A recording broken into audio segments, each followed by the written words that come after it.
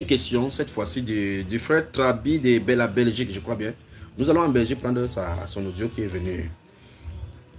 Shalom, shalom, ma bien-aimée sœur Grâce et mon frère Junior. Shalom à tous les intercesseurs dans le studio Oui, ils sont là. de la grâce et de la révélation. Alors, j'ai une question et ma question est la suivante. J'aimerais savoir si un croyant meurt aujourd'hui, il va-t-il dans le sein d'Abraham ou il va au paradis? Et s'il meurt sans le Saint-Esprit, où va-t-il?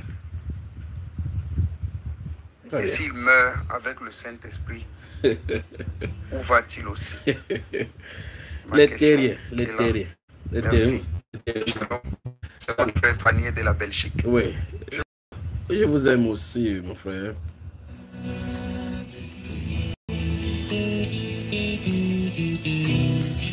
Bon, la réponse sera un peu plus dérangeante. En réalité, aucun croyant ne meurt.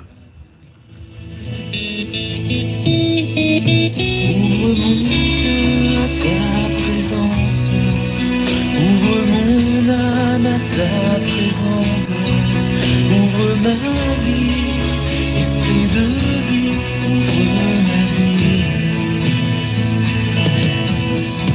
Ouvre mon cœur à ta présence, ouvre mon âme à ta présence, ouvre ma vie, esprit de vie, ouvre ma vie. Que vous ayez l'espérance en Christ, que vous ayez le Saint-Esprit ou pas, que vous soyez croyant, vous êtes enfant du Seigneur, vous mourrez, vous allez dans le même lieu. Saint-Esprit, je te dis oui. Saint-Esprit, viens. Mon frère Trabi, et que ça soit clair pour tous les croyants sur la terre, nous transitons. Nous transitons.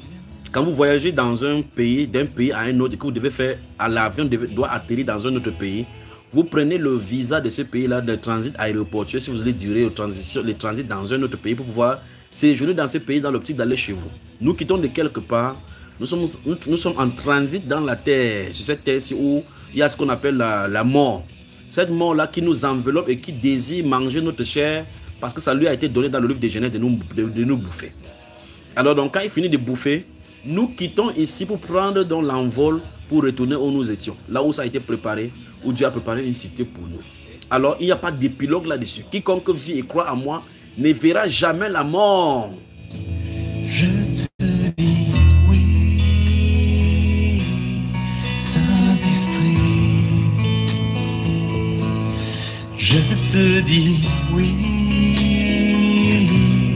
Saint-Esprit.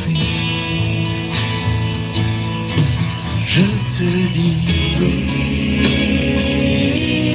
Saint-Esprit. Je te dis oui. Et souvenez-vous maintenant, si vous n'avez jamais lu les Saintes Écritures, sachez que la même promesse qui est faite dans le Nouveau Testament pour les croyants du Nouveau Testament, c'est la même promesse qui a été faite avec les anciens dans l'Ancien Testament, avec l'alliance de sang. C'est pour cela que le Seigneur Jésus, ayant été crucifié, va crier sur la croix en remettant l'esprit, comme je dis la dernière fois, nous avons lu dans le livre de Matthieu chapitre 27, verset 50. À cet instant, si vous lisez Matthieu chapitre 27, à partir du verset 50, la Bible déclare que quand il va crier et remettre l'esprit, les sépulcres vont s'ouvrir et plusieurs corps des saints qui étaient morts ressuscitèrent. Et après être entrés dans la ville sainte, sont montés avec le Seigneur Jésus. Vous remarquez? Donc Jésus est venu les prendre dans le séjour des morts pour les faire monter là où il les garde jusqu'à ce que nous nous joignions à eux, conformément à ce que la Bible déclare dans Hébreu. La Bible déclare dans Hébreu chapitre 11, si vous regardez les derniers versets, on dit que s'ils avaient en vue la promesse que Dieu leur avait donnée, ils auraient le temps d'y revenir. Mais Dieu a préparé une cité afin qu'ils n'arrivent pas sans nous. Nous entrons dans cette même cité. Sauf que pour ceux qui sont de l'église, de l'épouse, ils seront assis avec le roi sur le trône. Prenez le temps de lire Cantique des Cantiques avec cette promenade dans le jardin parsemé au parfum, aux odeurs zouaves avec la nuit et la silhouette, rempli de saints avec ces amarches, des biches des amours et les gazelles pleins de grâce qui se promenaient dans le jardin, les parterres des jardins célestes. Alors de toutes les façons, nous sommes. Donc frère Trabi, ne t'inquiète pas que ce soit au deuxième, troisième. Dans le sein d'Abraham, dis-toi que tu seras en Christ. Et tous ceux qui sont en Christ ne meurent jamais parce que Christ ressuscité des morts ne meurt jamais.